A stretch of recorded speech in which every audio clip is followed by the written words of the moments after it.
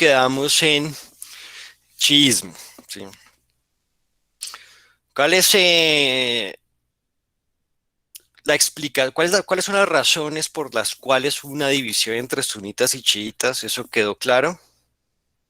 Díganme ustedes. Sí, profe. Sí, pero pues, ¿Qué es? ¿Cuál fue por qué se produjo esa ruptura? ¿Por qué se produjo esa división? Y pues de lo que yo sé, después de la muerte de Mohammed, perdón, ya se toca ver pues algún nuevo líder para lo que es el Islam, ¿no? Directamente en Medina. Entonces, pues empiezan en ese momento también otras como una guerra política directamente para, pues un grupo dentro del Islam quería hacer algo más democrático y buscar un líder entre ellos, y otro que siga el linaje, pues, que supuestamente también era un poco complejo de, de, de Muhammad. Entonces ahí se queda pues esa diferencia como entre como los más democráticos y los que quieren como un linaje de sangre para poder seguir con ese líder. Sí. Exactamente, exactamente. Porque Mahoma nunca dejó claro quién sería su sucesor. Problema. Mahoma no tenía herederos varones, no tenía, perdón, hijos varones, nunca tuvo hijos varones que pudieran sucederlo. Otro problema. Y entonces, como bien nos dice Mateo, pues hubo en esencia dos grupos. La cuestión es mucho más compleja, pero haremos solamente un énfasis especial en estos grupos.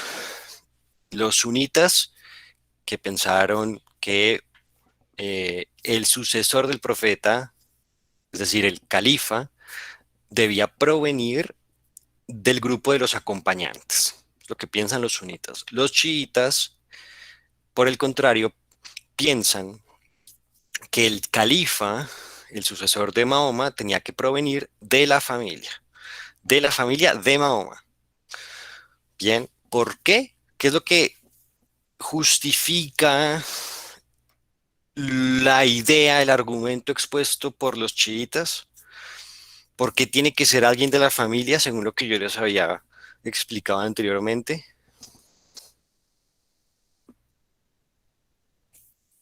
profe, ¿no sería Porque por les un había tema de contado un secreto. consanguinidad? Sí, perdón, María Paula, después Cristian.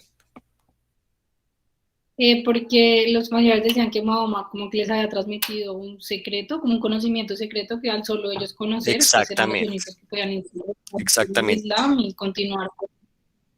Un conocimiento secreto que ¿qué? Les permitía interpretar de la forma correcta el Corán, porque el Corán tiene varios niveles de interpretación y el profeta les enseñó a sus familiares cómo llegar a los niveles más profundos de interpretación. Así que es la familia y por consanguinidad que se logra llegar a la mejor interpretación, la interpretación más profunda, la interpretación más esotérica del Corán. Y eso es lo que legitima, según los chiitas, el hecho de que el califa debía ser alguien proveniente de la familia de Mahoma. Bien. Cristian nos iba a decir algo. No, profe, pues lo que usted ahorita mencionó, lo de consanguinidad, yo Ujú. había dicho. Muy bien, muy bien. Entonces miren ustedes que pues tenemos esa primera división entre sunitas y chiitas, pero después entre los chiitas hubo cualquier cantidad de divisiones cuya complejidad podemos observar en este esquema. Imagínense eso. O sea, no vamos a, hoy lo que vamos a intentar realmente es descifrar, quebrar el código de este esquema y hacer que lo complejo pueda ser digerible. Sí, porque no nos vamos tampoco no nos vamos a meter a estudiar cada una de estas corrientes, vamos a estudiar las principales. ¿M? Y vamos a tratar de hacer que esto que a primera vista se ve muy difícil, muy complejo, vamos a tratar de que sea, si bien no sencillo de entender, por lo menos sí digerible. Bueno, el primer gran grupo dentro del chiismo, el chiismo duodecimano, los chiitas duodecimanos. ¿Cuál es el principio fundamental de este grupo? Para ellos, la cadena de imanes, acuérdense lo que es, ¿sí se acuerdan de lo que es un imán? Según lo que yo les comenté la clase pasada, yo alcancé a hacer la explicación del concepto de imán al final de la clase pasada. ¿Alguien recuerda aún lo que significa ese concepto? ¿Qué significa imán?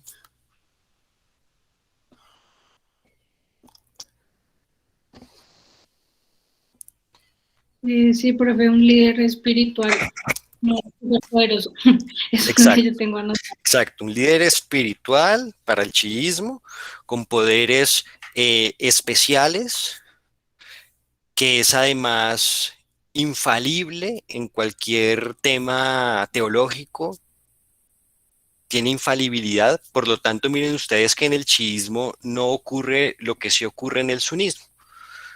En el sunismo se llega a consenso después de un análisis sesudo que hacen las 4 principales escuelas de jurisprudencia y de teología.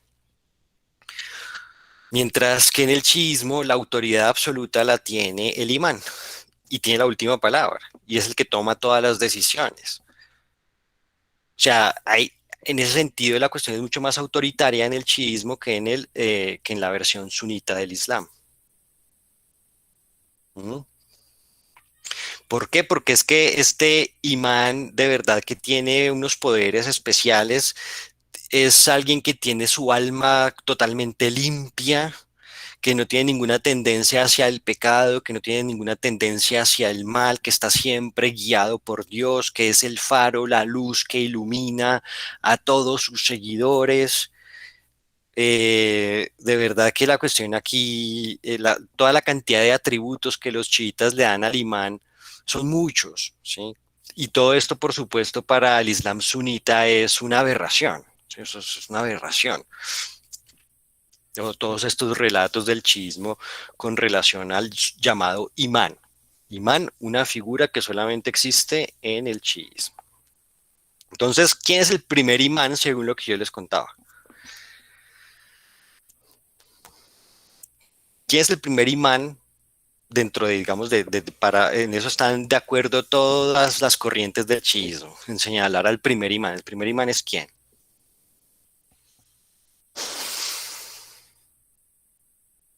Era el que era el más viejito, pero no No, me no, no, acuerdo el el más nombre. viejito, no, el más No, viejito, es uno de los acompañantes, ¿cierto? exactamente, el más viejito era un acompañante de Mahoma, Abu Bakr, que fue Ujú. el primer califa, no el Ah, primer el imán. imán. Acuérdense que en la tradición sunita no se habla de imanes, ¿sí? De hecho, en la tradición sunita solamente se habla de imanes con minúscula, ¿m? Porque el imán es simplemente dentro del sunismo, dentro de la tradición sunita, aquel que guía la oración de los viernes, ¿sí? Y ese es el imán, pero eso es lo único que hace el imán. O sea, mientras que lo que pasa es que aquí coinciden esas palabras, ¿no? Imán como el guía para los sunitas de la oración colectiva el viernes, pero el imán para los chiitas es este sujeto todopoderoso el que yo les hablo, ¿no? Y del que se desprende toda una serie una cadena de imanes, ¿no? Entonces este es un imán con I mayúscula. Este es un imán con I mayúscula. O sea, la palabra es la misma, pero el sentido es totalmente distinto. No puede haber ningún tipo de relación entre el imán en minúscula para el sunismo y el imán en mayúscula para el chiismo. Bien, pero lo que nos decía María Paula nos está hablando era del primer califa, que era el viejito Abu Bakr, salido del grupo de los acompañantes del profeta Mahoma. ¿Mm? Pero para el chiismo, el primer imán, que era además el que tenía que ser el califa, ¿era quién? Que sí alcanzó a ser califa, en todo caso, el cuarto califa. ¿De quién les estoy hablando? Una figura de la que ya había hablado bastante y aparece en las lecturas. Ali, no, Ali es Ali, el por supuesto. tercero, ¿sí? Ali, por Ali, supuesto. que es el que decían que debería ser el verdadero sucesor de Mahoma y no Exactamente, debió haber sido Abu Bakr porque no era de la exactamente, familia. exactamente, exactamente, exactamente.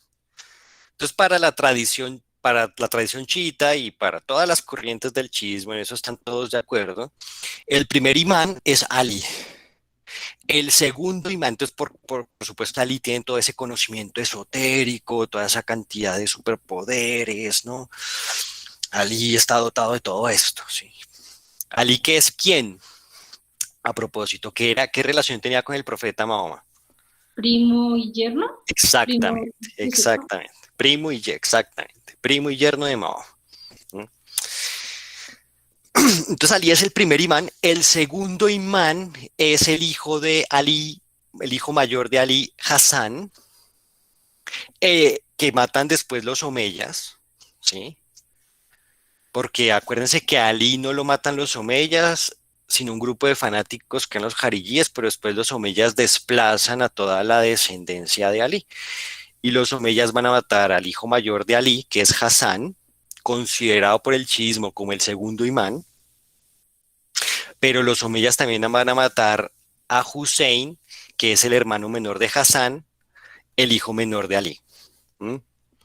Que a su vez era el tercer imán. ¿Sí queda claro todo esto? O sea, los omeyas matan tanto a Hassan como a Hussein, es decir, matan al hijo mayor y al hijo menor de Ali. Y ahí tenemos los tres primeros imanes, ¿sí? Ahí tenemos los tres primeros imanes. ¿Mm? Entonces, eh,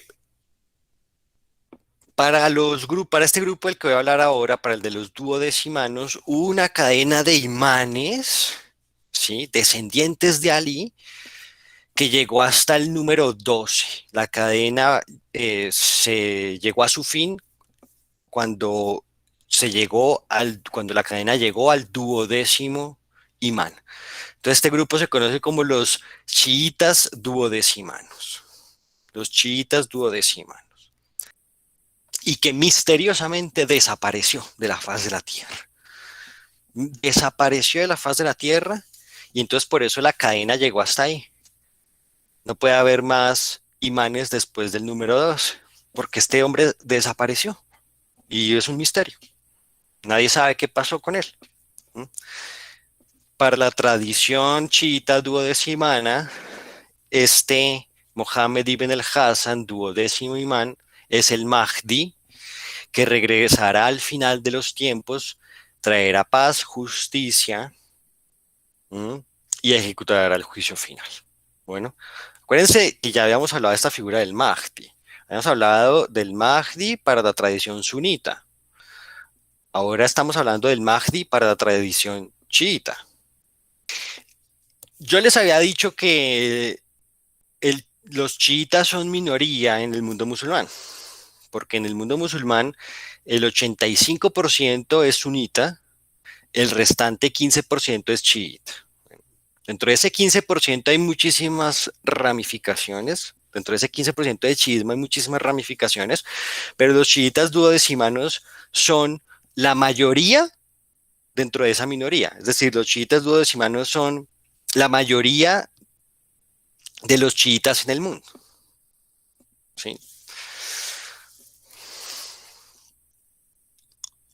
Esta es la versión del Islam que practican en Irán. ¿Sí? Yo les había hablado de Irán como el gran bastión del chiismo en el mundo. Bueno, los iraníes son chiitas duodecimanos. ¿Sí? Y no solamente los chiitas duodecimanos son mayoría en Irán, sino que también son mayoría en Azerbaiyán y en Irak. De Azerbaiyán no hablaremos mucho, porque no es que queden estrictamente en Medio Oriente, sino en el Cáucaso, pero sí que hablaremos mucho en estas clases sobre Irán y sobre Irak. Entonces miren ustedes lo interesante del tema. El 95% de la población iraní es chiita duodecimana. El 64% de la población iraquí es chiita duodecimana. Pero según lo que hemos estudiado hasta el momento, ¿cuál es la diferencia? A pesar de que iraníes e iraquíes son en su mayoría chiitas duodecimanos, aquí ¿cuál es la diferencia entre unos y otros? La diferencia grande que hay entre iraníes e iraquíes. ¿Mm?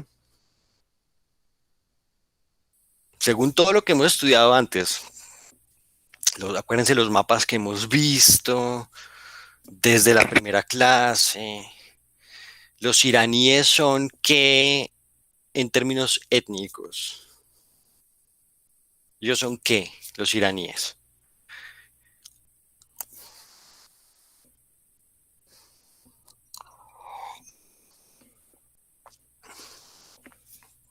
En términos étnicos, los iraquíes, ¿qué son? Cuéntenme. ¿Qué ¿Persas? lengua hablan los iraquíes? Sí, Cristian. ¿Persas no son? Esos son los iraníes. Los iraníes son persas y hablan una lengua totalmente distinta al árabe, que es el persa o también llamado farsi. Bueno, o sea que ya aquí en términos étnicos culturales, pues hay una brecha enorme entre persas y el resto de los árabes. Lo que pasa es que algunos árabes tienen en común con los persas que son chiitas. Bueno, y chiitas, en este caso, pues duodecimanos. ¿Sí queda claro eso? ¿Los iraquíes qué son? ¿Los iraquíes qué son? ¿Kurdos? ¿Perdón? ¿Kurdos? No. Hay, bueno, hay una población kurda en Irak. Los de los kurdos hablaremos más tarde, pero el grueso de la población iraquí, ¿qué es? ¿Qué lengua habla? Acuérdense de los mapas que yo les he mostrado.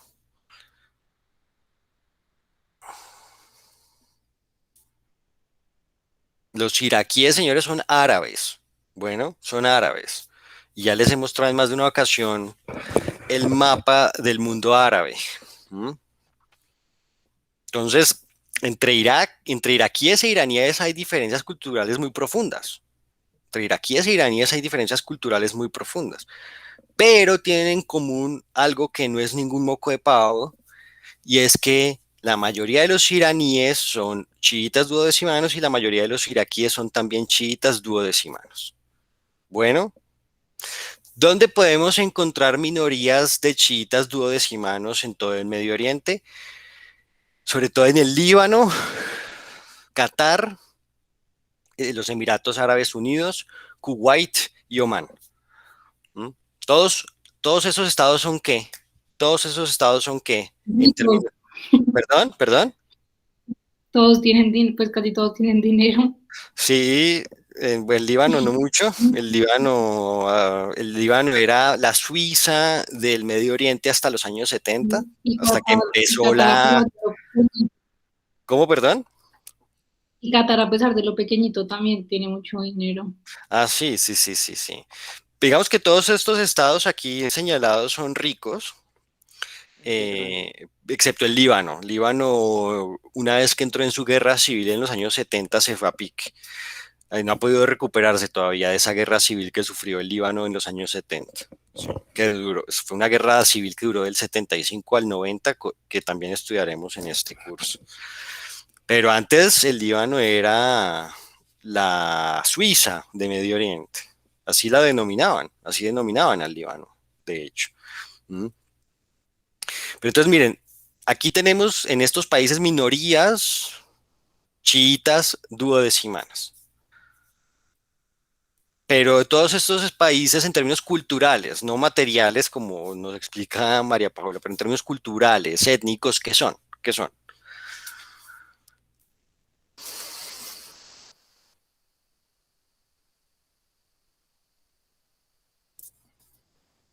Pues son estados árabes.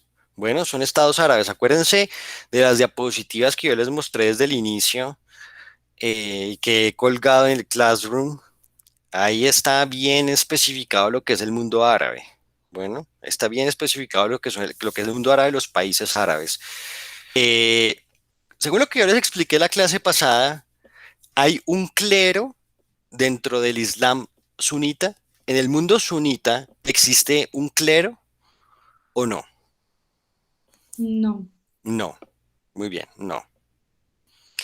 En el mundo chiita existe un clero, pero ese clero existe solamente en la versión chiita duodecimana. Bueno, el resto de versiones del chiismo que vamos a ver hoy no tiene clero. En cambio, si hay un clero muy bien establecido con jerarquías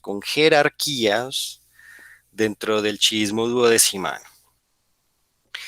Cuando el imán número 12 desaparece y no vuelve a aparecer y entonces no sabemos qué pasa, pues se llegó a la conclusión de que mientras no aparezca el imán, entonces los más sabios, los más devotos, los guías espirituales tienen que reemplazar a ese imán. ¿Sí? Estos sabios devotos de los que les estoy hablando son los famosos ayatolas. Los ayatolas formaron un clero y van a dirigir en términos espirituales y políticos a la comunidad hasta el día en el que llegue el imán, el Mahdi. Cuando llegue el imán, pues él será el líder de nuevo de la comunidad chiita duodecimana. Pero mientras el Mahdi, mientras ese imán no esté, entonces son los ayatolas los que van a tomar las riendas políticas y espirituales de la comunidad chiita duodecimana. Entonces lo que tenemos en Irán es un clero. Y a partir del 79, acuérdense, de 1979, con la llamada Revolución Islámica, este clero ascendió al poder y fundó una teocracia que sigue gobernando Irán hasta el día de hoy. ¿Mm? El líder del 79, que gobernó Irán del 79 al 89, fue Ruhollah Khomeini, que es el que vemos aquí a la izquierda. Khomeini. Después hablaremos de él, no se preocupen. Khomeini. Yo les puse estas tres fotos para darles una aclaración con respecto precisamente a las jerarquías que hay dentro del clero chiita duodecimano.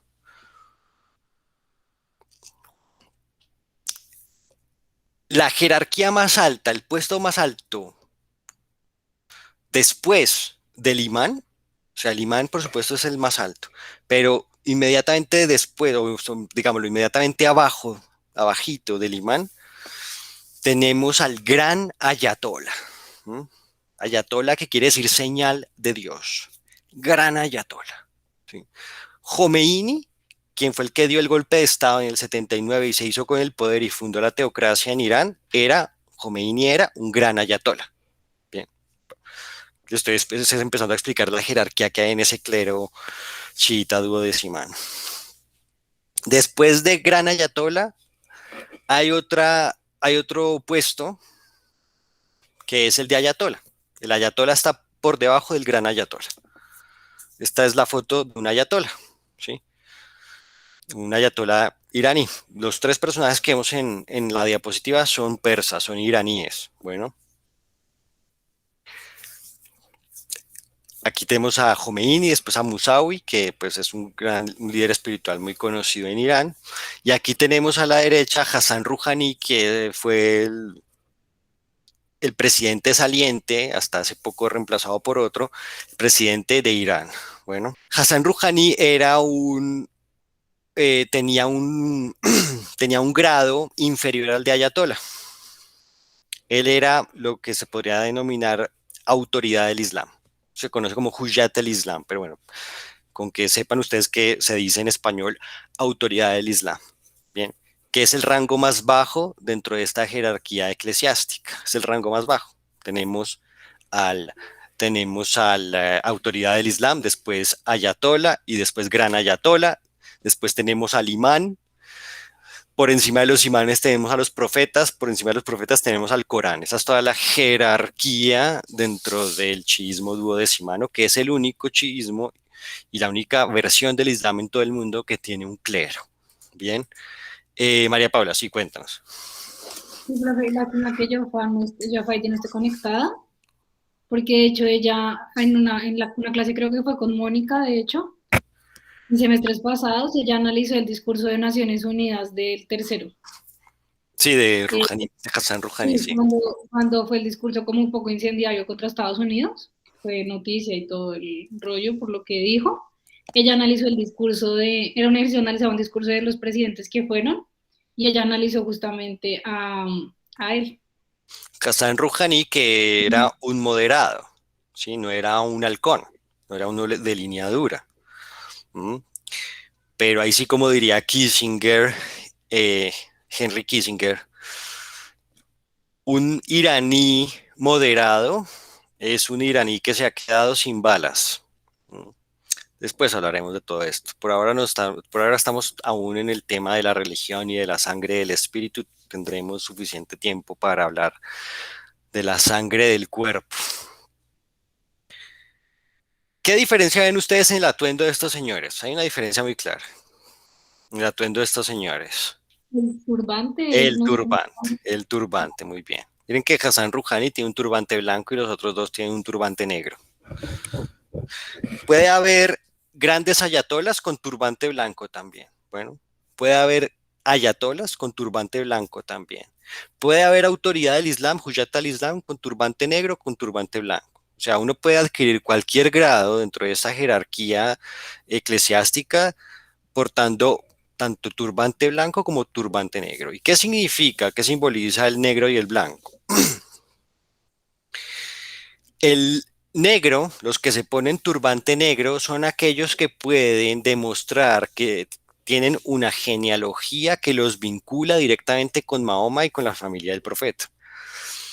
O sea que miren ustedes, estamos hablando aquí de tres personalidades persas, ¿sí? Pero si pueden demostrar que tienen una genealogía que los vincula con el profeta Mahoma, eso quiere decir que muy en sus orígenes, digamos, muy atrás en sus orígenes, tienen sangre, estos señores tienen sangre árabe, es decir, sus antepasados más remotos eran árabes, ¿sí? Es que ellos ya son persas, pero pueden demostrar que sus antepasados más remotos eran árabes precisamente porque ellos pueden vincular su genealogía con el profeta Mahoma, que era árabe. Bien, y esa es la simbología de los turbantes negros. Sí. Ahora, este clero del que les estoy hablando, el clero del chiismo duodecimano, no se limita únicamente a Irán, sino a todos los países que tienen chiitas duodecimanos. O sea que también hay un clero del chiismo duodecimano en el Líbano, en Irak, ¿sí? Donde hay incluso minorías chiitas duodecimanas, hay clero. Y entonces vemos estos personajes. Cuando ustedes vean a alguien con ese atuendo, entonces sabrán que estos no son sunitas, sino que son chiitas duodecimanos. Bueno, Hassan al-Rouhani, Hassan Rouhani, a la derecha, tiene el turbante blanco. ¿Qué representa el turbante blanco? Pues aquellos que usan turbante blanco no pueden demostrar que tiene una genealogía que los vincule con el profeta. O sea, que son los que realmente son persas y toda su familia y todos sus ancestros han sido persas, ¿sí? Son persas y ya, ¿sí? Siempre toda su familia ha sido persa. No pueden establecer una línea genealógica que los conecte con el profeta Mahoma. ¿Y qué implicaciones tiene el negro y el blanco? ¿Cierto? En política. Se cree siempre que los que usan turbante blanco son moderados, son políticamente moderados. Como estamos hablando de de que Irán es una teocracia, pues los puestos políticos los ocupan estos ayatolas y estas autoridades del Islam y el gran ayatola de hoy que es el sucesor de Khomeini, que es Ali Khamenei, del que hablaremos, por supuesto, en otras clases, ¿sí? El gran ayatola de Irán, que no aparece en esta diapositiva. Entonces, como es una teocracia Irán, pues los puestos políticos, los cargos políticos los tienen estos clérigos. Cuando hay un clérigo que llega a algún puesto de poder importante y tiene el turbante blanco, Occidente más o menos respira con tranquilidad, Israel más o menos respira con tranquilidad, con relativa tranquilidad, porque el turbante blanco representa moderación en términos puramente políticos, mientras que el turbante negro es el que usan realmente los halcones, ¿sí? Todos los que usan turbantes negros generalmente son halcones, agresivos en política exterior. Los turbantes blancos son palomas, los turbantes negros son halcones. Y es la simbología que hay entre el negro y el blanco, que miren que tiene una proyección hacia el campo de la política, hacia la esfera política. Claro lo que son los chiitas duodecimanos. Sí, profe, clarísimo. Listo. Perfecto. Los segundos en importancia, porque digamos que dentro del chiismo, la rama más importante del chiismo son los duodecimanos, porque son la mayoría dentro del chiismo y la que más peso político tiene en el mundo, porque finalmente Irán, que es el bastión del chiismo, Irán es duodecimano. Bien, Irán practica el chiismo duodecimano. Los segundos de importancia, septimanos o ismailíes. ¿Quién levantó la mano, perdón? Yo, profe. Sí, Cristian. Profe, es que ven aquí. Una preguntita. Sí, El tranquilo. tema de los ayatolas, ahí se me fue un poco el audio. Esa es digamos que es la última designación en jerarquía que hacen perdón, ¿cómo es? Los del chiismo duodecimano. El ayatola es la última persona que está jerárquicamente establecida. Les voy a poner, les voy a escribir aquí la jerarquía para que tengamos presente. Bueno, pero es que igual aquí si les escribo esto también los confundo un poco y la idea es que esta cuestión la podamos resumir de una forma sencilla y clara. Digamos, les vuelvo a explicar lo que les expliqué antes. Acuérdense que, ¿qué le pasó al imán número 2? ¿Qué le pasó al imán número 2? Eh, se, Se esfumó, Se esfumó, ¿sí? sí. Y entonces dijeron los chiitas, los chiitas que, ¿no? Que eran fieles a este imán y que después van a ser los chiitas duodecimanos, dijeron, bueno, hasta aquí llega la cadena de imanes, nosotros somos duodecimanos, pero como este imán se esfumó, entonces vamos a componer un clero que sea el encargado de regir los destinos políticos y religiosos de la comunidad chiita, ¿m? Pues de la comunidad chiita duodecimana, hasta el día en el que el imán regrese al mundo. Entonces ahí se empezó a componer un clero con jerarquías. La posición más alta dentro de esta jerarquía es la del gran ayatola. El gran ayatola. Por debajo del gran ayatola está el ayatola. Y por debajo del ayatola está el conocido como autoridad del Islam. ¿Mm? Autoridad del Islam. Rouhani, que es el que ustedes vieron en la diapositiva, con el turbante blanco, nunca llegó a ser ayatola ni siquiera, simplemente fue autoridad del Islam y con todo y eso, pues pudo ser presidente de Irán. Sí, pudo ser presidente de Irán, pero nunca fue ayatola, ni mucho menos gran ayatola. ¿Sí? ¿Sí quedan claras entonces esas jerarquías? Sí, profe, ahora sí. Chévere. Ok, listo. Pero esa jerarquía y ese clero, de nuevo, solamente lo vemos en la versión duodecimana del chiismo. Eso no lo vemos en el mundo sunita y eso no lo vemos en el resto de las versiones del chiismo. Bien, ahora estudiaremos los llamados septimanos o ismailíes.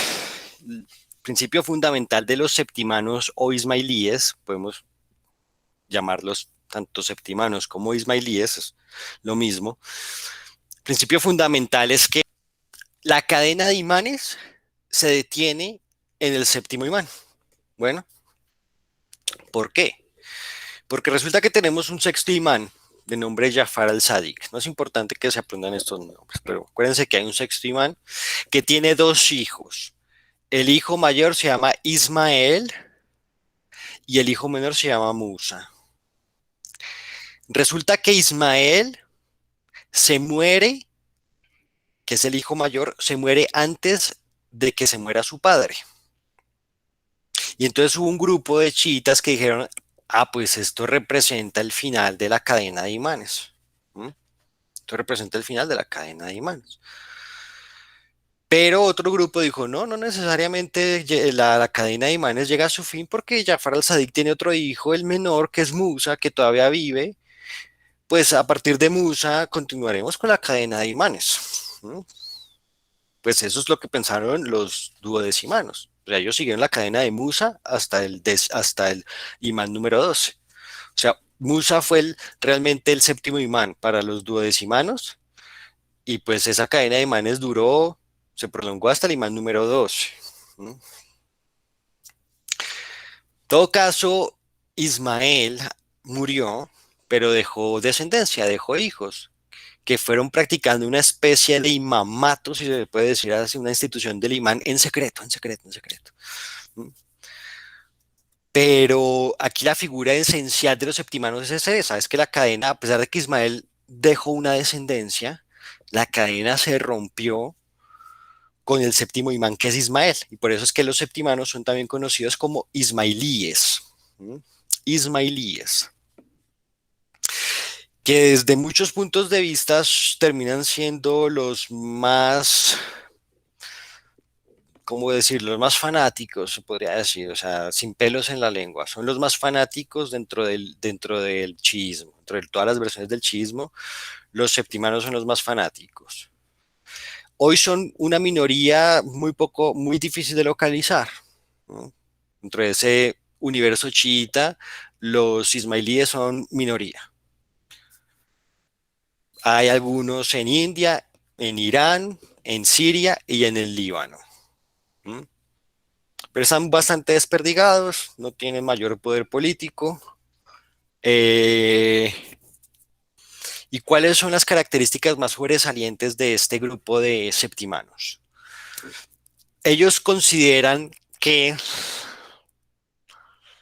ellos, sí, ellos se consideran a sí mismos como los verdaderos intérpretes del Corán, porque ellos piensan que pueden llegar a interpretar las escrituras de la forma más profunda posible y creen que todos los otros grupos adscritos al Islam, ya sea el sunismo o el resto de los chiitas, se quedaron en la interpretación literal del Corán y no pudieron ir más allá de la interpretación literal del Corán, mientras que ellos, en cambio, se hacen la interpretación alegórica, profunda, esotérica.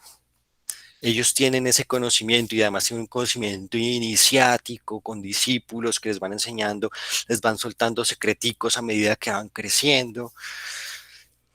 Entonces los principios, el batín tampoco es importante, pero batín es eso, batín es la interpretación profunda esotérica de las escrituras, la interpretación profunda esotérica del Corán. Zahir es eso, lo que ellos dicen los septimanos. Zahir es donde se quedó todo el resto del mundo. Zahir es la interpretación literal, ¿sí? Y todo el resto del mundo musulmán, ya sean los sunitas o el resto de los chiitas, se quedaron en el Zahir.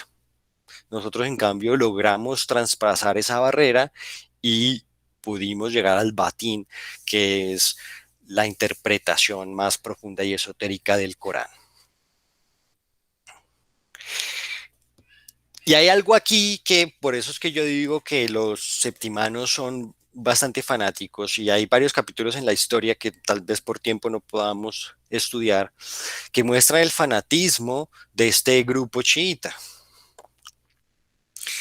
Ellos piensan, ya empezando por esto que les voy a explicar, ellos piensan que Ismael viene a perfeccionar la obra de Mahoma.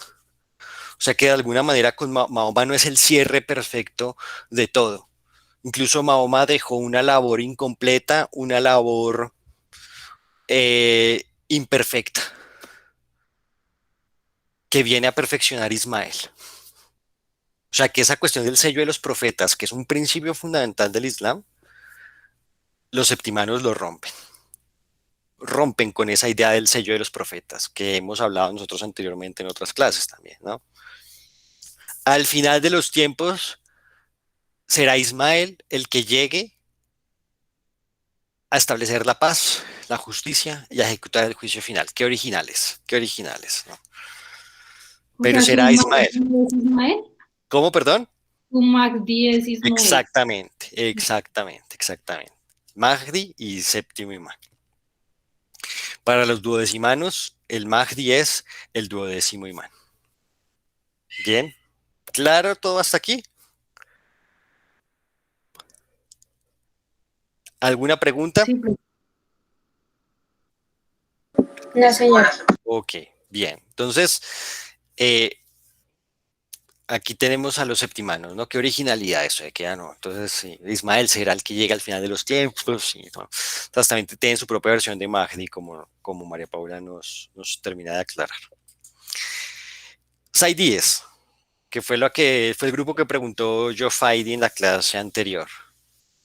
Y yo me vine de adelante hacia atrás. Empecé con los duodecimanos, pero empecé con los duodecimanos porque pues los duodecimanos son el grupo más importante y más influyente del chiismo actualmente.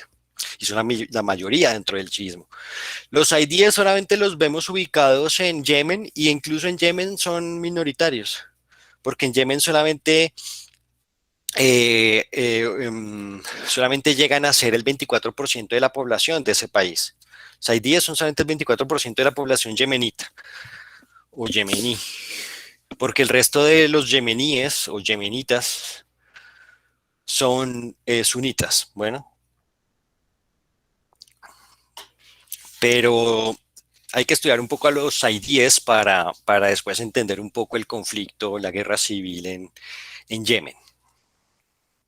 Los IDs son los que dijeron que el imán llega hasta el número 5, ¿sí? Y que no importa si el imán es descendiente tanto de Hassan como de Hussein, que son los dos hijos, porque es que ya hay un problema de entrada, ¿no? El segundo imán de la historia es Hassan, el tercero Hussein, pero es que Hussein no es hijo de Hassan, sino hermano. Hussein es el hermano menor de Hassan, ambos hijos de Ali. O sea, ya hay un problema. Entonces, bueno, entonces los imanes siguientes serán descendientes de Hussein o descendientes de Hassan. Pero los duodecimanos resolvieron eso rápido y dijeron, no, a partir del cuarto imán, todos son descendientes de Hussein.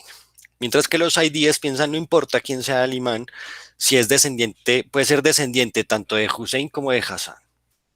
En todo caso, hubo disputas entre el mainstream del chiismo en ese entonces, y para ellos, con el quinto imán y con su hijo, ambos asesinados por los omeyas, ambos asesinados por los sunitas omeyas, con Said, que era el quinto imán, y con su hijo, se cierra el ciclo de los imanes, se cierra la cadena de los imanes. La cadena de los imanes llega hasta su fin. El quinto imán es Said, muerto a manos de los omeyas, queda un hijo, pero es que el hijo no sobrevive mucho tiempo. El hijo ni siquiera es considerado un imán por los saidíes, bueno, porque también al poco tiempo es asesinado por los omeyas. Entonces hasta ahí llegó el ciclo de los imanes según la tradición saidí.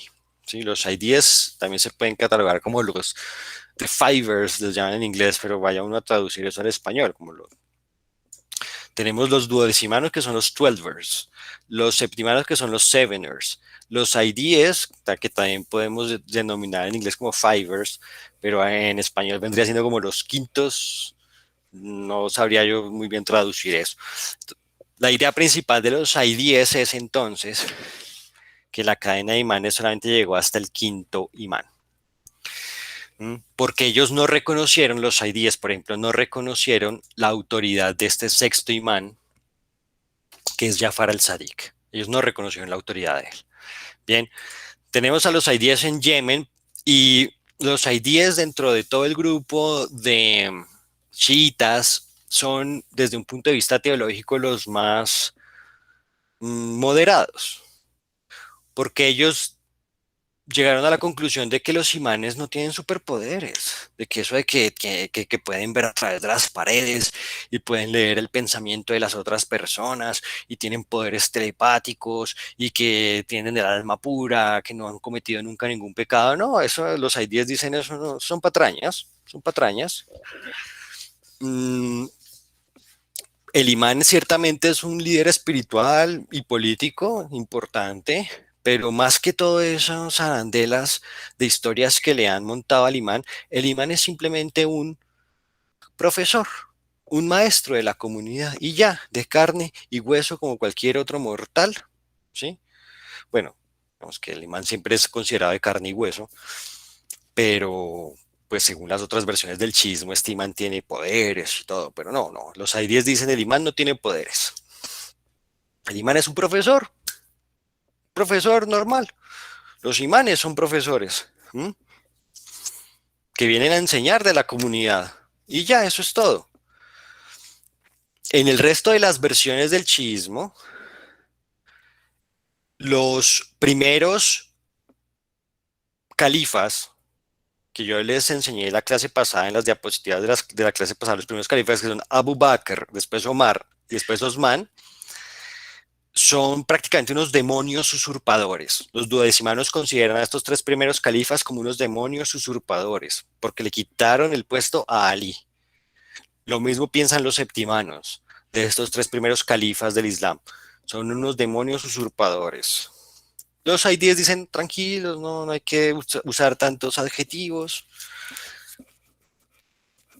No podemos decir que Abu Bakr y Omar y Osman hayan sido usurpadores, porque de alguna manera ellos eran unos bien intencionados que simplemente no tuvieron un criterio demasiado desarrollado como para ver que Ali los superaba en mérito.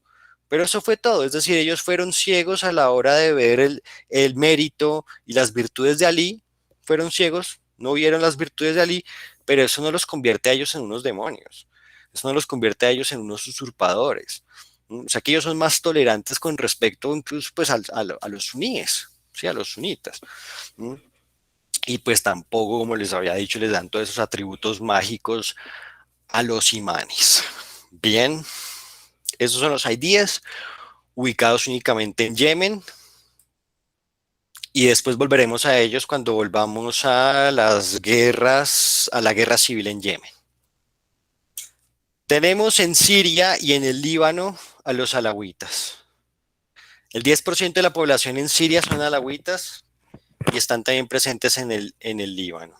No se sabe en qué proporción en el Líbano, pero miren que en el Líbano tenemos un cóctel molotov ni el berraco. Después vamos a estudiar el Líbano, señores. Miren todo lo que hemos encontrado hasta ahora en el Líbano. En el Líbano tenemos chiitas duodecimanos, chiitas septimanos, alawitas, también drusos, que vamos a estudiar ahora. Tenemos cristianos de muchas denominaciones. Tenemos cristianos maronitas, católicos. Bueno, después estudiaremos el Líbano y ahí también nos toparemos con un bloque también muy complejo. Cristian. Profe, esa versión del chismo de los alawitas es de la que es el presidente Bashar de al-Assad. Siria, ¿cierto? Sí, Bashar Bashar al-Assad. al-Assad es alawit. Miren ustedes que nos toca estudiar quiénes son los alawitas para poder entender la guerra civil en Siria. La clase, por supuesto, es un bombazo, pero si no se nos queda esto un poco claro, si no nos quedan los temas de hoy un poco claros, difícilmente vamos a poder hacer lo que yo les decía, los análisis de coyuntura, entender la guerra en Siria, entender la guerra en Yemen, entender las guerras de Israel con sus vecinos. Los alawitas se consideran a sí mismos como chiitas duodecimanos. ¿Sí? Nosotros somos, dicen los alawitas, somos duodecimanos, en teoría. En la práctica vemos que los alawitas realmente tienen una religión muy sincrética, es un sincretismo. ¿Qué es lo que es un sincretismo? ¿Cómo se define el sincretismo? Un sincretismo es una unión de muchos principios de diversas religiones, como un menú personal, ¿sí? Los alawitas cogieron muchos elementos de aquí, muchos elementos de allá, y formaron una religión que solamente en teoría es chiita duodecimana y que solamente en teoría es musulmana. Porque es que hay unas prácticas dentro de los alawitas que uno dice, que lo dejan a uno perplejo y uno dice, esto no puede ser considerado Islam. No puede ser considerado Islam. ¿Qué es todo lo que hacen los alawitas?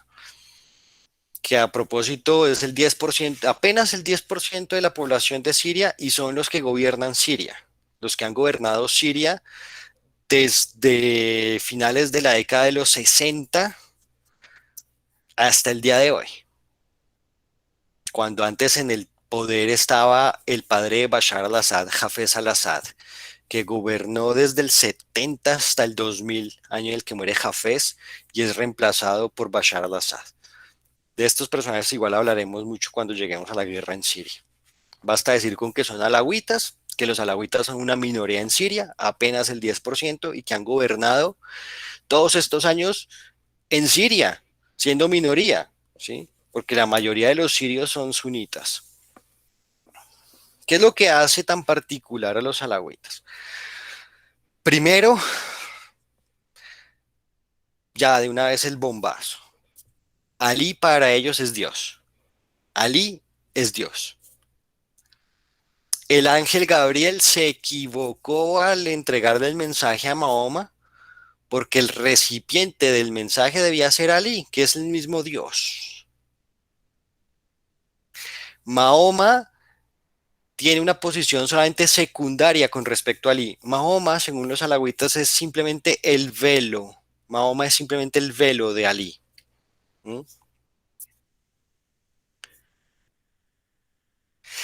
Y dentro de sus prácticas sincréticas mezclan elementos de otras religiones como por ejemplo el cristianismo. Entonces dentro de los alawitas vemos ceremonias parecidas a nuestra misa. Vemos la consagración del pan y del vino. ¿Mm? Consagran el pan y el vino, cosa muy rara. Ellos se dicen a sí mismos musulmanes, pero no cumplen con la mayoría de los preceptos del Islam.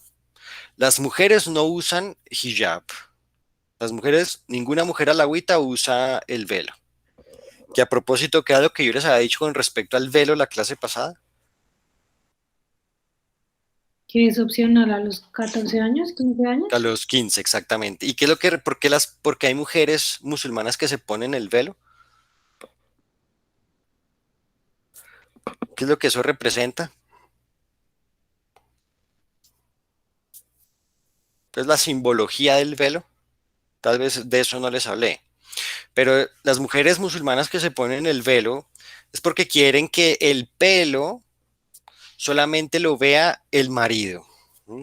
El marido en la intimidad. O sea, el pelo que es tan bonito, lo ocultan a los demás hombres, solamente se lo muestran al marido. ¿Bien? Eso es, como una especie de símbolo de pureza, de castidad. Una vez que se casan, entonces, pues, bueno, y hay, por supuesto, claro que hay una cantidad de solteras desde los 15 años con el velo, pero pues está destinado a cubrir, el velo cubre el pelo para que el pelo solamente pueda ser visto por el marido de la mujer que se pone el velo. ¿Mm? Sí, María Paula. Pero prefiero, o sea, yo no sabía que era elección. O sea, si ellas deciden no cubrírselo, no pasa nada. No pasa O los nada, maridos sí les pasa ponen nada, el no mano. pasa nada. En Palestina, de verdad que yo recuerdo haber visto muchísimas más mujeres sin velo que mujeres con velo. Realmente el problema es en los estados donde hay, por ejemplo, ahorita en Afganistán, que se posicionan Ah, extremistas. sí, claro. Ahí Entonces obligan a todo el mundo, o la teocracia iraní, ¿no? Que no solamente es velo, sino la burka. Todas las mujeres con burka y que con esa tela negra que les cubre todo el cuerpo, no pueden mostrar nada del cuerpo, y la cara también cubierta de negro. ¿Mm? Irán era muy liberal, señores, antes del 79. Muy liberal. Sí, hay fotos con todo, con esto se han visto muchas fotos, ¿no? Sí. De la época de los 70, creo. ¿Con qué han visto fotos? ¿Con qué? Con Afganistán, sobre todo, que comparan Afganistán antes y ahora, o sea, antes, mucho antes, cuando se Ujú. había fotos en blanco y negro, las mujeres en falda y como Ah, todo sí, sí, sí, sí, sí. normal y ahora. También, entonces llegan los talibán y entonces obligan a las mujeres a ponerse estos trajes. Y en Irán, pues la teocracia chiita también obliga a todas las mujeres a ponerse la burka, cosa que no pasaba antes del 79. De nuevo fue en el 79 que se produjo la revolución islámica y llegaron los clérigos chiitas duodecimanos a tomarse el poder en Irán, encabezados por el gran ayatollah Khomeini. Bien. Después hablaremos de todo esto. Pero yo recuerdo, por ejemplo, en Palestina.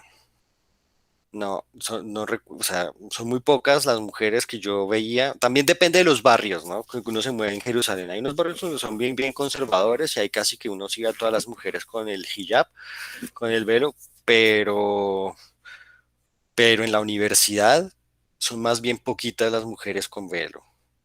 Y en la ciudad, así, en varias partes, son más bien poquitas las mujeres con velo. Sí, Cristian. No, profe, hablando de ese tema, pues bueno, a mí me gusta bastante el deporte y hay un suceso que pasó en los Juegos Olímpicos de Río, en un partido de vóley playa donde estaba jugando pues, Ira- la selección de Egipto contra una de Brasil o Australia, no recuerdo bien. Y la jugadora de Egipto estaba jugando pues en la playa con sol, con su traje y llevaba su hijab. Y ella decía que se sentía orgullosa de mostrar al mundo su hijab y que eso no repercutía en nada, no era, sí, o sea, lo hacía porque le gustaba. sí, y por elección propia. O sea, no es ninguna imposición. Imposición sí es lo que pasa en Irán y en Afganistán. Eso sí es imposición. Pero Cristiana ya no fue la que se le cayó, que todas las otras la cubrieron para que se lo pusiera rápido. O sea, las otras del otro país, como que se le cae a ella el hijab, o no sé si fue en fútbol, se le cae y estaban jugando con otro país, tipo, creo que fue en fútbol, como con Canadá, algo así. Y la cubren rápido como entre mujeres para que ella se lo ponga y esté tranquila. Pero de pronto las que reaccionaron fueron las del otro equipo que de pronto en su ignorancia Sí, quisieron cubrirla rápido, pero pues si se le cae no importa, se lo pone y ya. O sí, sea, sí, ellas fueron como por, no sé, por solidaridad, supongo, sí, que sí. dijeron. Yo me acuerdo muy bien de un episodio en Jerusalén y es que fui a la casa de un amigo árabe musulmán que me invitó a su casa, compañero de la universidad. La que nos recogió en la universidad para llevarnos a la casa fue la mamá de mi amigo y nos recogió con el hijab, a mí, a mi amigo y a otros amigos de mi amigo. Íbamos a tener una noche de juegos y de películas y bueno, en la casa de él. Nos recoge su madre y su madre tiene puesto el hijab. Cuando llegamos a la casa, de pronto la mamá se desaparece un ratico y vuelve totalmente cambiada, con otro atuendo y sin el hijab. Y lo que dice, esta soy yo de una forma más natural. Sí, o sea, no le importa, realmente si el hijab para afuera, así, pero de dentro de la casa ya así tenga visita, ya no le importa que le vean el pelo. ¿Mm? Sí, pero pues con respecto a todos esos temas sí que nos hemos pegado aquí en Occidente una gran confundida. Y hay mucha confusión, sí, hay mucha confusión al respecto. Bien. En todo caso, en todo caso, eh, las mujeres alagüitas, ninguna mujer alagüita se pone hijab. Bueno, primero. Segundo, los alagüitas no hacen las 5 oraciones al día. No hacen ninguna oración al día. No hay llamado a la oración dentro de los alagüitas. O sea, aquí están contrayendo uno de los preceptos del Islam. Por eso es que por más de que ellos digan que son musulmanes, eh, a la hora del té no lo son. No peregrinan a la Meca, otro pilar que rompen. No peregrinan a la Meca. Toman alcohol. Para todos los musulmanes está prohibido el consumo de alcohol. ¿Mm? Eso tal vez no lo había mencionado. Eh, pero estos señores alagüitas toman alcohol. Acuérdense también de algo, y es que yo les había contado ahora que hablamos del alcohol, yo les había contado que un musulmán puede casarse con una mujer no musulmana, ¿no? ¿Por qué? Porque es que eso es permitido. Porque un musulmán... Porque o sea, la religión, por así decirlo, se transmite por padre, por linajes de padre, no de madre. Exactamente, se O transmite sea, es lo por línea hindú. paterna, muy bien, y entonces un Ujú. musulmán puede casarse con una mujer no musulmana, puesto que su descendencia, sus hijos serán musulmanes. Incluso, digamos que si se casa con una cristiana, la cristiana puede seguir yendo a misa, puede seguir yendo a misa los domingos, pero hay una cosa que la mujer del musulmán no puede hacer, que tiene terminantemente prohibido hacer, y es tomar alcohol. ¿M? Eso sí lo tiene terminantemente prohibido. O sea que el consumo de alcohol está proscrito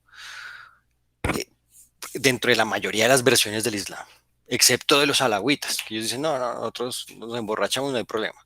Tomamos alcohol, no hay problema. ¿Cuál es la explicación, la justificación que dan los alawítas a todo esto? Pues volvemos un poco a un principio septimano.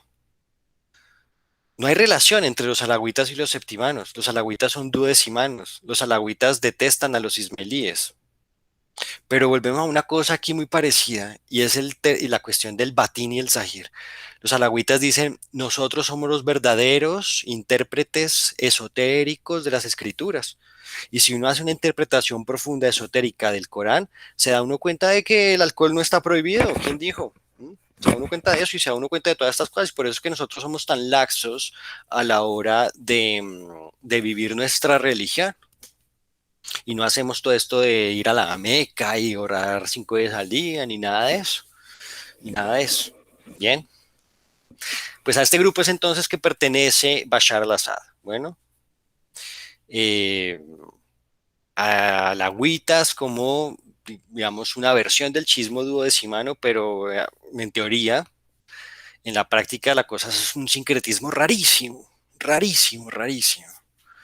Empezando porque dicen que Ali es su Dios, que Ali es su Dios y que Mahoma es simplemente el velo de Ali, y además la consagración del pan y del vino, que es algo tan cristiano, los alawitas lo hacen. Sí, María Paula.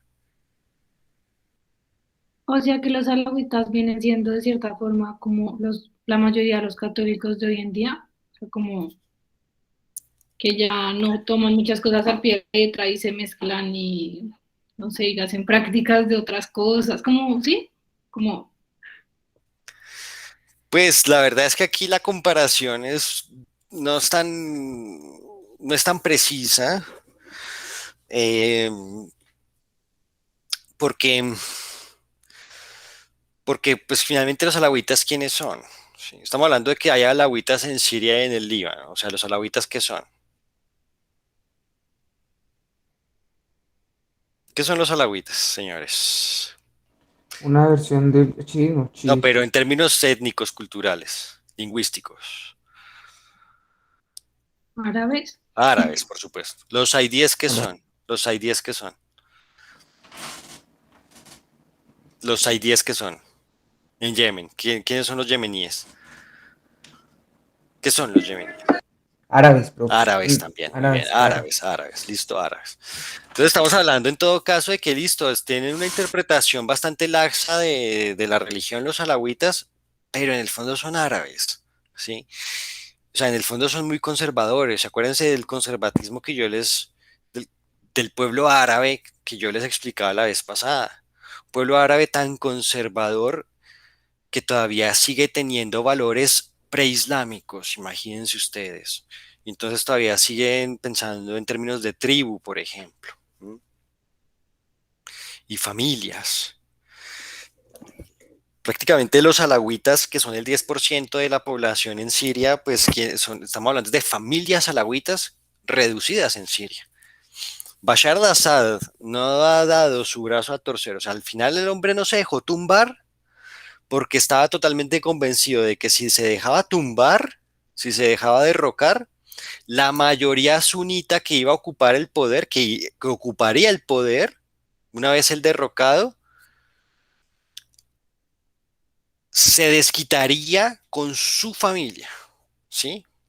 O sea, hablando en términos aquí de verdad tribales, en términos de retaliación tribal. En otras palabras, Bashar al-Assad pensaba, si yo no me aferro al poder, entonces los nuevos gobernantes van a ser revanchistas y van a tomar retaliaciones contra mi familia, o sea, contra las familias alawitas. Entonces, hacer una comparación entre alawitas y occidentales es un poco difícil, ¿sí? En todo caso, hemos estado hablando, por ejemplo, Siria y Líbano. Estos dos estados, Siria y Líbano, son los estados en Medio Oriente que más relaciones han tenido con Europa, pero, pero principalmente con Francia, con Francia. ¿Sí? En el Líbano, el francés sigue siendo una lengua enseñada en los colegios y la mayoría de los libaneses saben hablar muy bien francés. ¿Mm? Pero estamos hablando aquí de unos valores demasiado difíciles de, de moldear, o tal vez ese no es el término adecuado, pero hay unos valores rígidos que muy poco cambian con el tiempo, muy poco cambian con el tiempo. Por eso es que yo les recomiendo, de verdad, que le dediquen un poco de tiempo a los videos que yo les puse, sobre todo el video en el que hay varios jóvenes que hablan de un Kulthum, para que ustedes se den cuenta un poquito de todo esto, para que de verdad tengamos una clase de Medio Oriente, porque si no estudiamos esta cuestión tan conservadora dentro del pueblo árabe, que se refleja en cosas, en expresiones culturales como la música, que era el ejemplo que yo les ponía en la clase pasada. ¿Mm? Si no estudiamos esto, y si no estudiamos, y si no sabemos qué representan Feiruz, Kulthum, dentro de todo este conglomerado dentro de esta sopa, sí, pues es como si no hubiéramos tenido nunca una clase de Medio Oriente. Bien, pónganle atención, préstenle un poquito de atención a los videos, préstenle un poquito de atención a los comentarios que yo les hago a las grabaciones de las clases. Bueno, eh, entonces estos son los alawitas. ¿Preguntas hasta aquí? Los alawitas también tienen otra denominación que son nusairis, pero bueno, no importa. Los vamos a llamar siempre alawitas. ¿Mm? Por supuesto, ningún musulmán piadoso considera a los alawitas como musulmanes, ¿sí? Porque es que Creo finalmente que una no lo son. pregunta, Sí, de dónde viene el término, como la palabra? Porque todos pues tienen el sentido con el imán, pero ellos, ese término, o sea, como al agüita, ¿cómo a qué se eh, conecta? eh, a mí me parece que viene de otra expresión que es Ali Ilahi, que es Ali nuestro Dios. Entonces hay varios grupos que se derivan de de eso, que son fanáticos, por supuesto, considerados fanáticos por otros grupos, porque estos grupos consideran, no solamente los alagüitas, otros, consideran que Ali es su Dios, y yo creo que es de Ali que se deriva el término alagüitas. Bueno, de Ali directamente. Bien. El, acordémonos, el ángel Gabriel se equivocó. El ángel Gabriel se equivocó a la hora de ser intermediario y intermediario del mensaje divino y entregarle ese mensaje a Mahoma, porque debía entregárselo era a Ali. Y Mahoma es solamente un velo, es solamente el velo de Ali. ¿Mm? Bien, hasta aquí todo claro.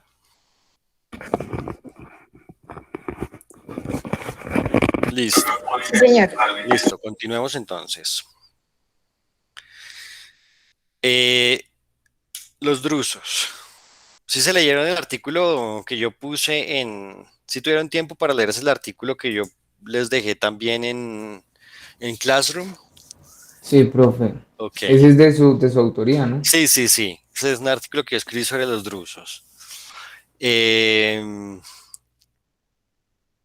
los drusos son una derivación del chiismo septimano, pero como tal ellos se consideran hoy independientes en términos espirituales. Es decir, ellos no se consideran chiitas. Ellos se consideran drusos, es decir, ellos dicen nuestra religión es la religión drusa, ¿sí? Pero es una religión que nace dentro del chiismo septimano. ¿No? ¿Y en qué consiste? Porque todos los drusos dicen que lo de ellos es muy secreto, que, que nadie tiene acceso al conocimiento que ellos tienen en cuanto al acceso a las escrituras, que los textos de ellos solamente son pocos los que pueden acceder a los textos de ellos. Pero la verdad es que los textos de los drusos pues se encuentran en algunas bibliotecas occidentales y uno puede saber más o menos en qué consiste esta religión. Para los drusos, a principios del siglo XI, en Egipto,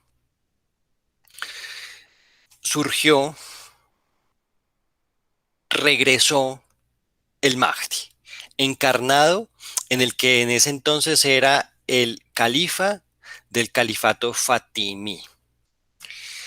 Bueno, yo les he hablado de varios califatos, el califato omeya, el califato abasí, pero resulta que en la historia hubo no solamente califatos sunitas, como estos que acabo de mencionar, el califato omeya, el califato abasí, el califato de Córdoba. Acuérdense que los árabes que conquistan la península ibérica fundan en la ciudad de Córdoba un nuevo califato para oponerse a los abasíes. Hubo un califato de Córdoba. Todos estos califatos fueron sunitas, pero un momento en la historia, en el siglo X, que los chiitas se hicieron fuertes, los chiitas septimanos se hicieron fuertes y lograron construir un califato en Egipto. O sea que hubo un califato chiita que tuvo como nombre Fatimí, el califato Fatimí. Lo que los drusos creen es que dentro de Egipto, dentro del Egipto Fatimí, uno de sus califas, de nombre Al-Hakim, no importa, todo eso aparece en la lectura más o menos explicado. Este califa Al-Hakim era el Mahdi. El Mahdi, es decir, el Mahdi del chiismo septimano. Es como si fuera la reencarnación de Ismael, ¿sí? Pero digamos, los drusos se fueron más lejos porque consideran que Al-Hakim, la reencarnación pues de este imán del chiismo septimano, fue también Dios, ¿sí? Fue también Dios, un Dios encarnado, que también desapareció misteriosamente. Entonces hubo una serie de, digamos, pregoneros de esta idea de que el Hakim era Dios, que salieron de Egipto y llegaron al Líbano, llegaron a la región del Levante, llegaron a la región del Levante. Uno de estos pregoneros era de nombre Durús, y ahí viene entonces el nombre de la religión drusa, ¿sí? Por eso que llaman drusos. Los drusos hoy están ubicados en Líbano, Siria, Israel y Jordania. Y tienen los siguientes principios. Acuérdense que ellos ya no se consideran parte del chiismo septimano, ellos tienen su propia religión, pero una religión en todo caso que se deriva del chiismo septimano. Y creen que Dios, Al-Hakim, que es Dios, ese califa, califa e imán, en algún momento regresará y de nuevo toda la historia, el juicio final y bla, bla, bla, bla, bla. Bueno. ¿Pero creen en Ismael? ¿Cómo, perdón? ¿Ellos creen en Ismael? O sea, ¿creen que este No, califa es Ismael? pero ya digamos que la nueva revelación fue esta de Al-Hakim. Y contrario a Ismael, Al-Hakim es Dios, ¿sí? Pero ese Al-Hakim era un tipo loquísimo, loquísimo, un fanático, que en las oraciones de los viernes mandaba que todos los fieles, en lugar de decir Allah, en lugar de decir a Dios, dijeran el Hakim. Digamos que en la oración que se hacía durante el siglo XI, durante el reinado de Al-Hakim en el Cairo, en Egipto. Este califato fatimí, que es un califato septimano, pues fue el que fundó el Cairo. O sea, la ciudad del Cairo fue fundada por chiitas septimanos. Fue por chiitas septimanos. Pero entonces dentro de esos chiitas septimanos es la religión drusa, que consideran que Al-Hakim es el Mesías, el Mahdi y Dios encarnado.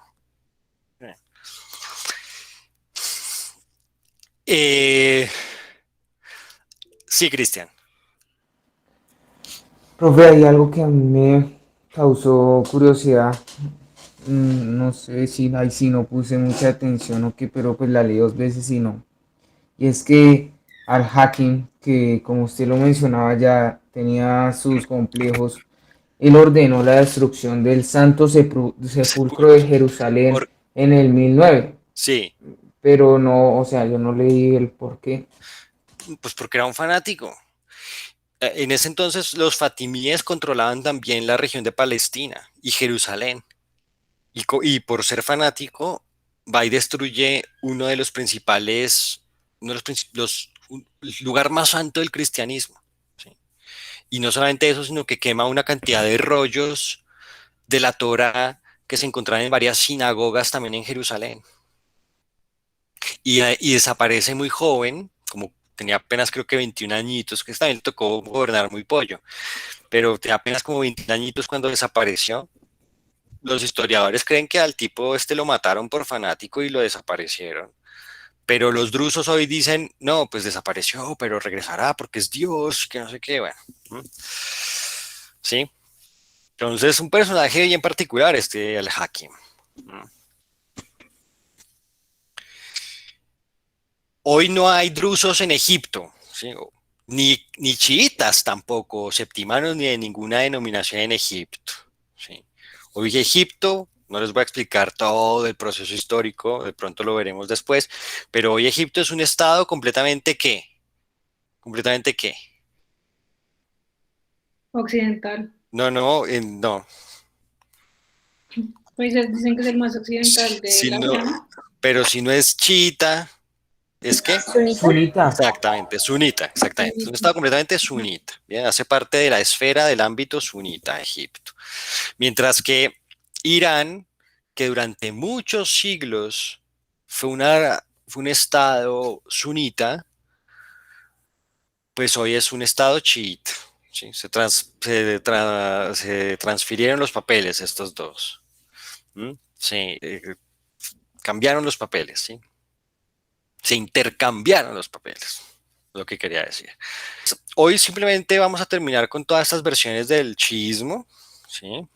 Teniendo en cuenta que la religión drusa no es parte del chiismo ya. Los drusos se consideran independientes espiritualmente y se consideran drusos, cuya religión es la religión drusa, pero de nuevo la religión drusa nació en el seno, en las entrañas del chiismo septimano, practicado en el siglo XI en Egipto.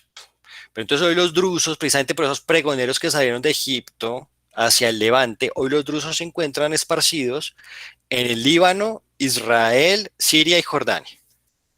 Y han sido protagonistas tanto de la guerra civil en Siria como también lo fueron de la guerra civil en el Líbano. Por eso es que también hay que estudiarlos un poco, para ver qué tiene esta gente en la cabeza y cómo es que ha participado en estas guerras que han moldeado el paisaje de Medio Oriente por completo. Una idea fundamental de los drusos es, nosotros no tenemos aspiraciones de construir ningún Estado. No tenemos la más mínima aspiración de construir ningún Estado. Étnicamente los drusos, ¿qué son? De nuevo, les hago otra vez esa pregunta. Étnicamente, ¿qué lengua hablan los drusos?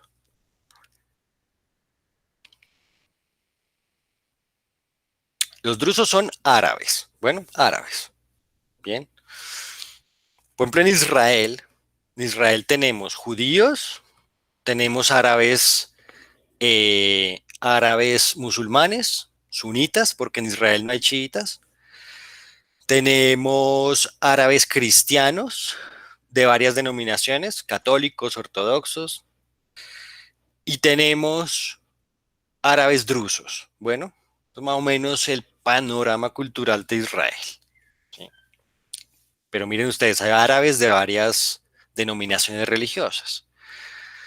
Pero finalmente árabes culturalmente, eso es lo que yo estaba tratando de explicarles en alguna clase. ¿Sí? tanto un árabe druso como un árabe musulmán, como un árabe cristiano, ellos todavía tienen en lo más profundo de su ser, en lo más profundo de su ADN, inscritos muchos valores preislámicos o muchos valores tribales, porque no dejan de ser árabes.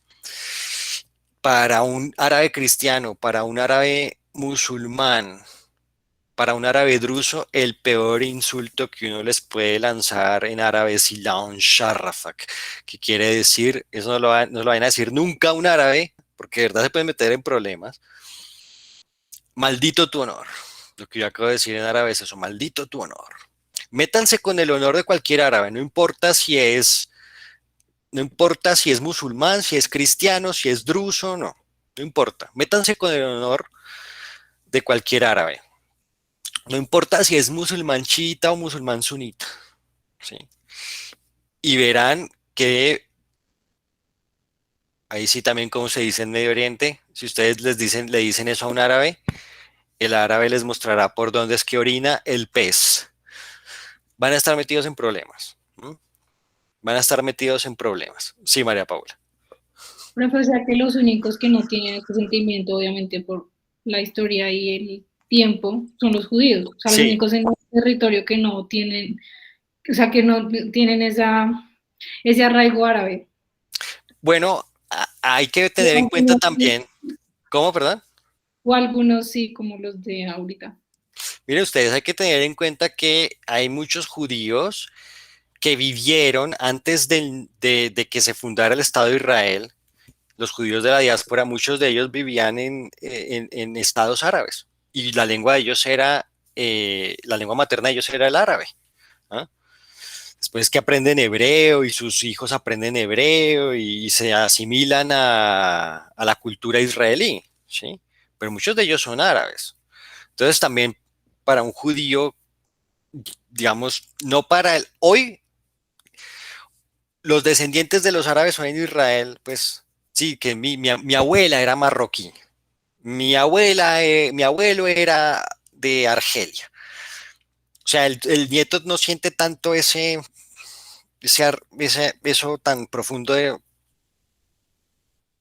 la cultura árabe y sin embargo se transmite, porque finalmente son árabes también los que llegaron allá con judíos árabes, los que llegaron. Lo que pasa es que en Israel hay cualquier cantidad de denominaciones en lo que tiene que ver con,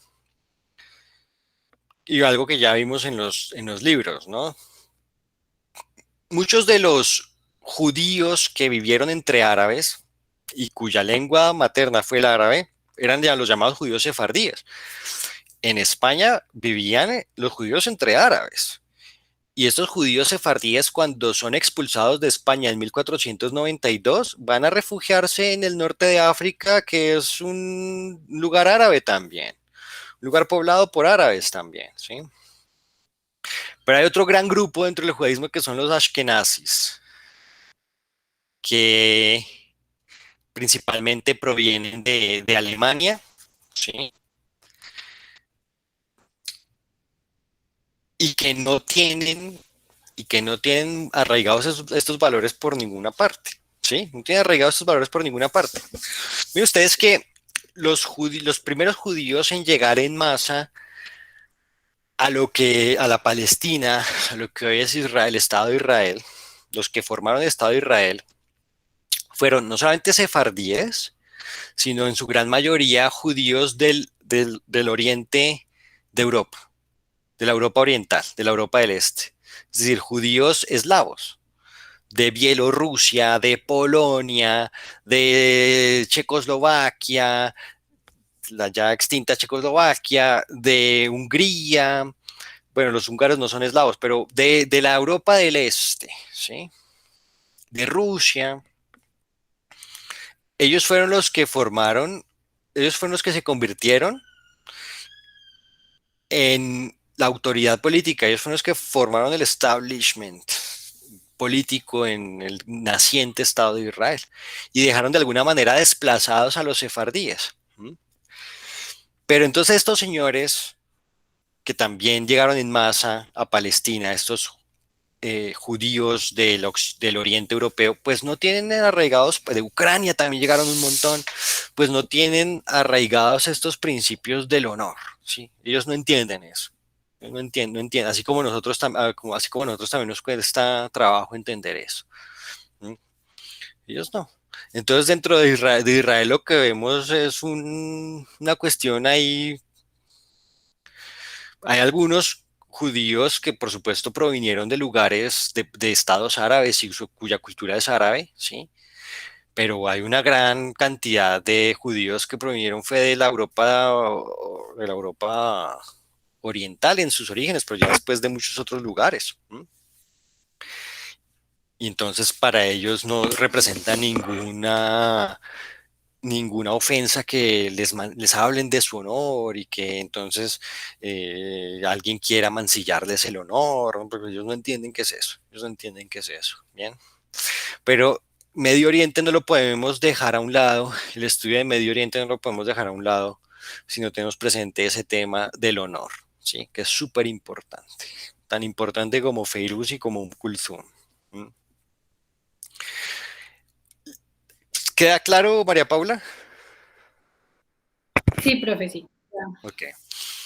En, eh,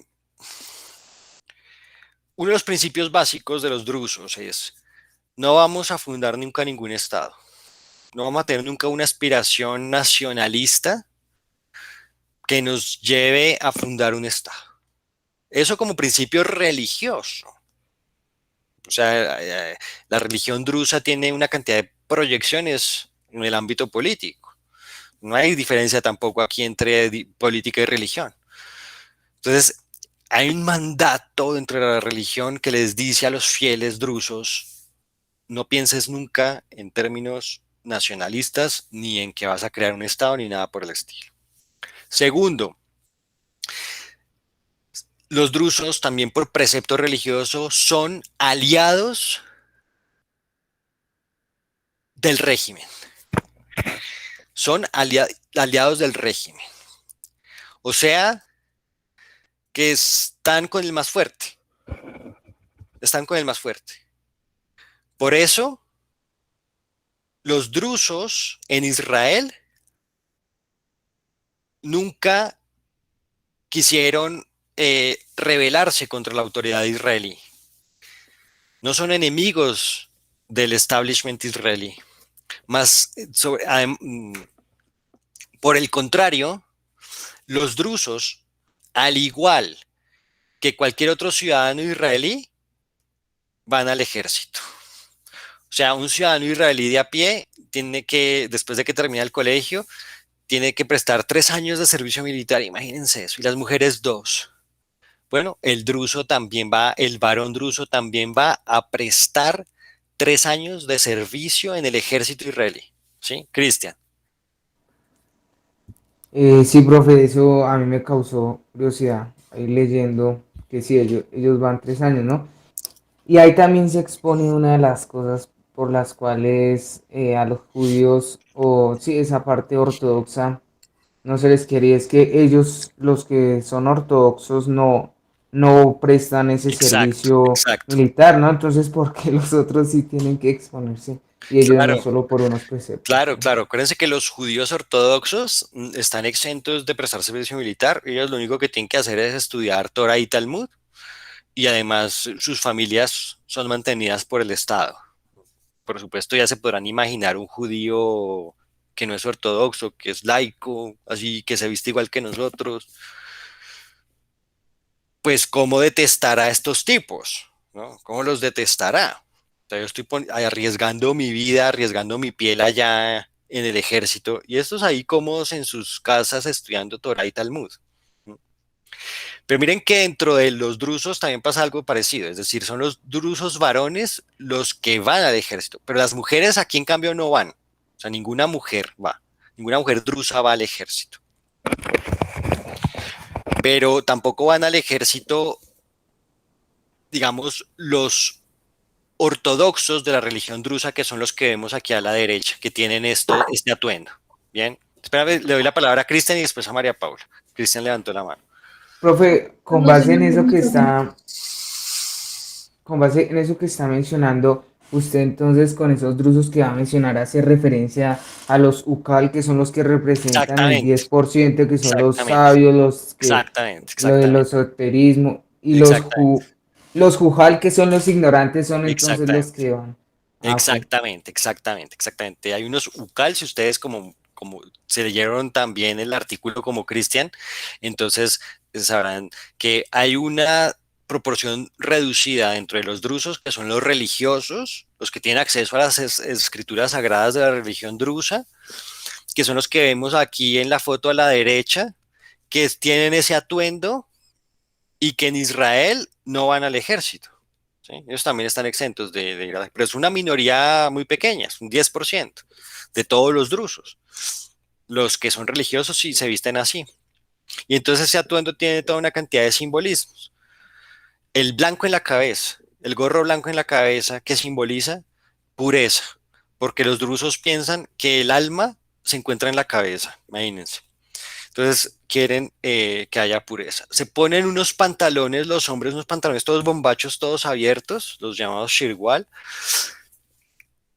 porque ellos piensan que si un hombre se pone un pantalón demasiado apretado, entonces eso como que, no, está uno ahí con... eh, no, a ver, esta explicación, ¿cómo voy a dar esta explicación? Eh, Entre más holgado sea el pantalón, mejor, porque se producen menos deseos sexuales, ¿sí? Como que el aparato reproductor no está en permanente fricción con absolutamente nada. Bueno, y ellos quieren ser puros y entonces hay una cantidad de comidas que ellos dicen que no en su dieta porque según ellos esa comida los altera sexualmente, les abre el apetito sexual y no, eso no está bien, no está bien. Eh, Estos son los drusos, ¿sí? Otra de las, y entonces listo, apoyan al más fuerte, pero así como en Israel apoyan al ejército de Israel, y claro, por supuesto eso, los drusos por eso se ganaron el odio de los árabes cristianos y de los árabes musulmanes. Los árabes musulmanes dicen los drusos son los perros bravos del Estado de Israel, son los perros bravos del Estado de Israel, pero no son nada más, unos lacayos del Estado de Israel que están con Israel y no entienden eso, no entienden que dentro de la religión drusa uno de los preceptos más importantes es estar con el fuerte. ¿Y qué vamos a hacer? ¿Sí? Por precepto religioso. Pero entonces, así como los drusos apoyan al Estado de Israel e incluso van a prestar servicio militar, e incluso hay oficiales drusos en el ejército de Israel, no solamente que van a prestar el servicio militar, sino que siguen su carrera militar. Así como eso ocurre en Israel, en, en Siria, en Siria, pues están con Bashar al-Assad porque es el fuerte, ¿sí? De esto tiene algunas salvedades, ¿sí? Pero en Siria hasta, digamos que hasta un buen tramo de la guerra, los drusos estuvieron con Bashar al-Assad. ¿Sí? Y los drusos en el Líbano, pues los drusos en el Líbano, en la guerra civil libanesa, combatieron a los árabes, a los libaneses cristianos.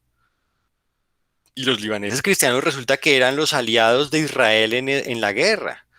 O sea que eran enemigos de Israel. Los drusos libaneses eran enemigos de Israel, pero los drusos en Israel eran amigos de Israel, ¿sí?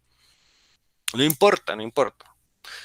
Incluso es probable que si nos vamos a una guerra contra el Líbano, dicen los drusos en Israel, si nos vamos a una guerra contra el Líbano, es probable que allá nos encontremos drusos del otro lado en las filas enemigas, ¿sí? No importa. No importa porque estamos siguiendo un precepto religioso. Así nos matemos entre hermanos, no importa, estamos siguiendo un precepto religioso. Interesante todo esto, ¿no? Interesante. Y hay algo que caracteriza y que yo explico en el artículo, hay algo que caracteriza mucho a los drusos, ya sean religiosos, como los que vemos a la derecha, o ya sean laicos como los que vemos a la izquierda, porque es que aquí a la izquierda, miren, vemos a unos drusos con armas, pero tienen el atuendo del ejército de Israel. Miren ustedes, ese es el ese es el uniforme del ejército de Israel.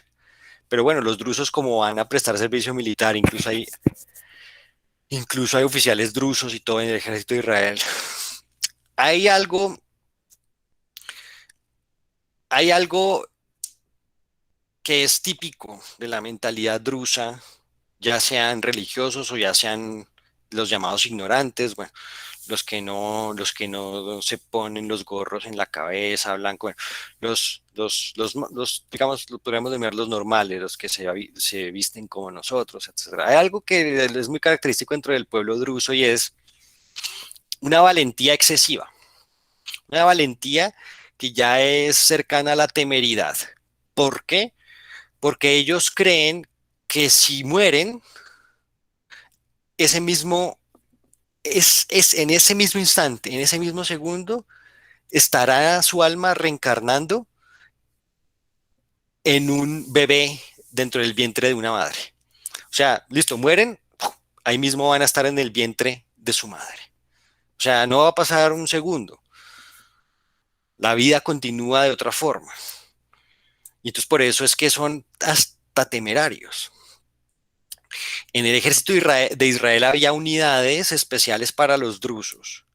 El grito que pegaban los drusos para darse ánimo e ir al combate e ir a la guerra era: ¿quién quiere estar esta noche en el vientre de su madre?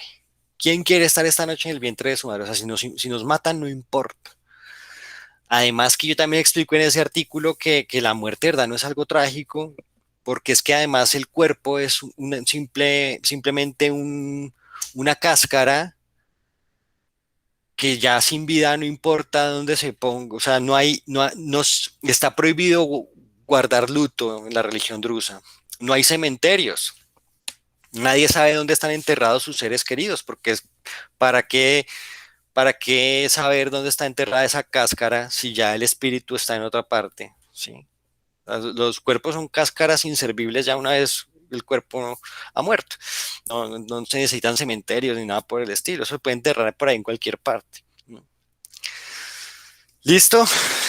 ¿Preguntas? Igual continuamos un poquito más hablando de los drusos la próxima clase, pero ya son las 7. ¿Todo quedó más o menos claro? Sí, profe. Sí, profe. La locura Ok. es muy clara.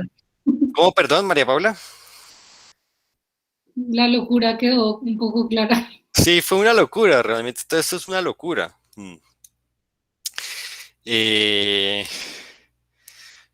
Pero bueno, terminaremos de darle explicación todavía a esta locura en las próximas clases.